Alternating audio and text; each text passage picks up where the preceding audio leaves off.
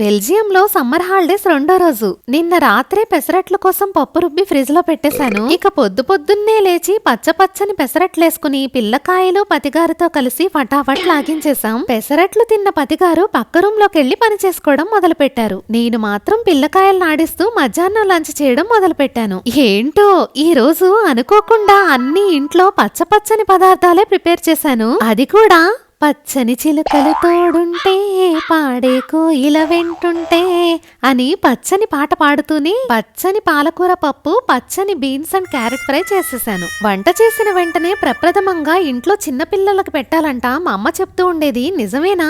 తెలిస్తే కామెంట్ చేయండి. అందుకే ఫస్ట్ ఈ పచ్చని పదార్థాలన్నీ మా పిల్లకాయలకి పెట్టేశాను. అవే పచ్చని పదార్థాలు పళ్ళెంలో పెట్టుకుని పద్ధతిగా పని చేసుకుంటున్న మా పతిగారికి పట్టుకెళ్ళి ఇచ్చేశాను. నా పాగుడింతం ప్రాస నచ్చితే పద్ధతిగా ఒక లైక్ వేసుకుని సబ్స్క్రైబ్ చేసుకోండి.